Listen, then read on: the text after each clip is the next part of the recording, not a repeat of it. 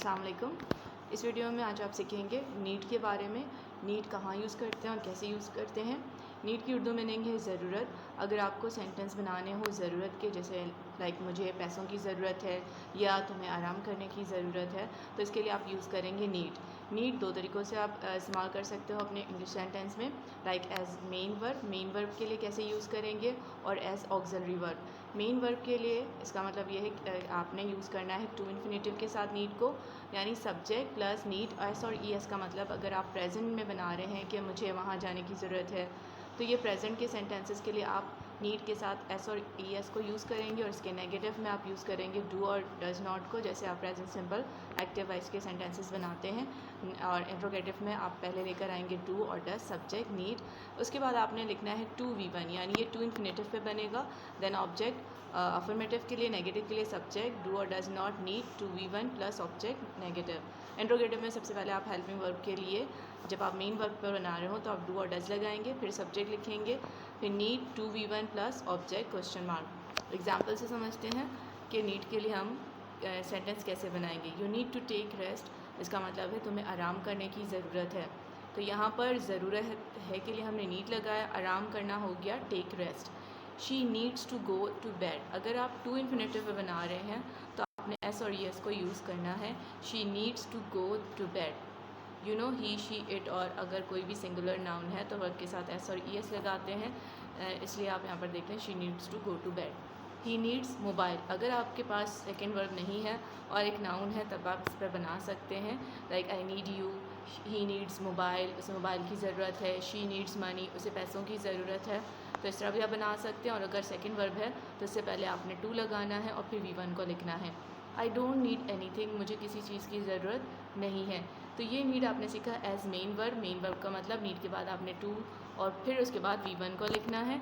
As auxiliary verb, auxiliary verb, as auxiliary verb का मतलब है कि आपने नीड के बाद कोई भी टू नहीं लगाना, यानी इसे आप बनाएंगे बेयर इन्फिनेटिव पे। सपोज़ आपने यही सेम सेंटेंस है, आप टू V1 पे भी बना सकते हैं और विदाउट टू पे भी बना सकते हैं। टू इन्फिनेटिव मतलब टू इन्फिनेटिव पे भी आप नीड के सेंटेंस को बना सकते हैं, और बेयर इन्फिनेटिव पे भी आप नीड के सेंटेंस बना सकते हैं।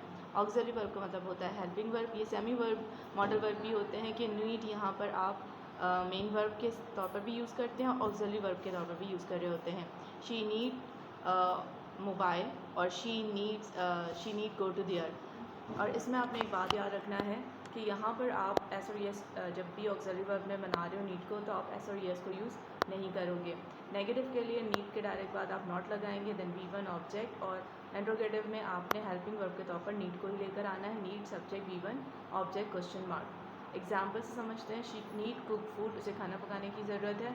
याद है कि कोई एस और एस नहीं है और नीड के डायरेक्ट बाद V1 है, तो इट्स कॉल्ड बेयर इन्फिनेटिव। जब आप मेन वर्ब के डायरेक्ट बाद दूसरा वर्ब लिखते हैं तो वो वर्ब नहीं होता, वो एज नाउन ही होता है। लेकिन चूँकि आपको ये दिख रहा होता है कुक एज अ वर्ब, तो सेकंड वर्ब के तौर पर आप याद रख सकते हैं she need cook food. She need not go there, उसे वहाँ जाने की ज़रूरत नहीं है। तो नीड के डायरेक्ट बाद यहाँ पर नॉट आप देखोगे, क्योंकि ये बेयर इन्फिनेटिव पर बना रहे हैं, तो जब हम बेयर इन्फिनेटिव में नीड को यूज़ करते हैं तो डायरेक्ट नॉट लगाते हैं, और इसी को इंट्रोगेटिव में नीड को पहले लेकर आएंगे, नीड यू ट्राई। तो आपने याद रखना है, अगर आप नीड और डेयर हमने लास्ट वीडियो बनाई थी डेयर पर, तो यही कुछ था कि डेयर अगर आप टू इन्फिनेटिव पर बनाते हैं और बेयर इन्फिनेटिव बनाते हैं। सिमिलरली आप नीड को भी देखोगे, नीड को आप टू इन्फिनेटिव पर भी बना सकते हैं और इसे आप बेयर इन्फिनेटिव पर भी बना सकते हैं। बस याद रखना है कि अगर आप टू इन्फिनेटिव में नेगेटिव और इंट्रोगेटिव को बनाएंगे तो आप उसमें आप प्रेजेंट के लिए डू डज़ को यूज़ करेंगे और पास्ट के लिए डिड को, यानी पास्ट सिंपल को यूज़ करेंगे। बेयर इन्फिनेटिव में आपको नीड को ही एज हेल्पिंग वर्ब यूज़ करना है, नीड नॉट, और नीड को इंट्रोगेटिव में लेकर आएंगे। अगर आप कहना चाहते हैं कि ज़रूरत नहीं थी, यानी नीड का पास है नीड हैव, और यहाँ पर पास का आप नेगेटिव सेंटेंस बनाना चाहते हैं, तो ज़्यादातर इन्हीं स्ट्रक्चर को यूज़ किया जाता है। नीड, नॉट हैव, फिर थर्ड फॉर्म यूज़ करना है आपने। एग्जाम्पल से समझते हैं। सब्जेक्ट आपने लिखा you need not have been so sharp, इसका मतलब है कि तुम्हें ज़्यादा तेज़ होने की ज़रूरत नहीं थी।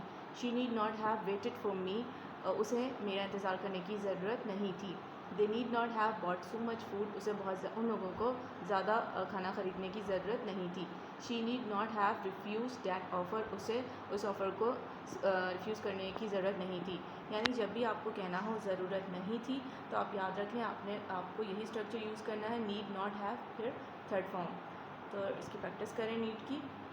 हमने डेयर के टॉपिक को पढ़ा था। यहाँ पर आप देख रहे हो आई डेयर से, आप इसे कंबाइन भी लिख सकते हो और सेपरेट भी लिख सकते हो। आई डेयर से दोनों ठीक है लिखने के तौर पर इसकी मीनिंग जुर्रत या हिम्मत नहीं है, ये सेंस देता है शायद का।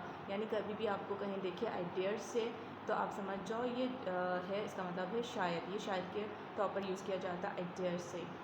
तो यहाँ पर पहला सेंटेंस शायद ये सब ठीक हो जाएगा, तो शायद के लिए यहाँ पर यूज़ किया गया है as a phrase I dare say it will be all right. शायद शाम को बारिश हो, तो यहाँ पर आप डायरेक्ट ये भी कह सकते हैं it may rain in the week evening, और आई डेयर से ये एक एक्सप्रेशन है जिसको आप यूज़ करते हो, I dare say it may rain in the evening. तो याद रखें डियर, यहाँ पर डियर से का क्या मतलब है, यहाँ पर है डियर से का मतलब शायद वो बाद में आए। I dare say she may come later. तो यहाँ पर आप आई से कंफ्यूज ना हो, I dear say is a fix expression, it means शायद। तो यहाँ सारी चीज़ें आपको आनी चाहिए क्योंकि इंग्लिश में एक जैसी चीज़ें होती हैं, किसी की मीनिंग कभी कुछ होती है और कभी कुछ, तो आपको स्टडी करना चाहिए। और इस वीडियो में आपके लिए 2 प्रोवर्ब्स हैं। फर्स्ट प्रोवर्ब इज़ ताली दोनों हाथों से बजती है, it takes 2 to make a crawl. Second proverb है आसमान से गिरा खजूर में अटका, out of the frying pan into the fire. English सीखने के लिए जहाँ आप ग्रामर सीख रहे हैं, इसके साथ साथ आपको प्रोवर्ब्स और वर्ड्स मीनिंग वोकैबुलरी भी स्ट्रॉन्ग होनी चाहिए, स्ट्रक्चर्स इस तरह के आने चाहिए, एज वेल एज आपको ग्रामर स्टडी भी करना है। तो सिर्फ ग्रामर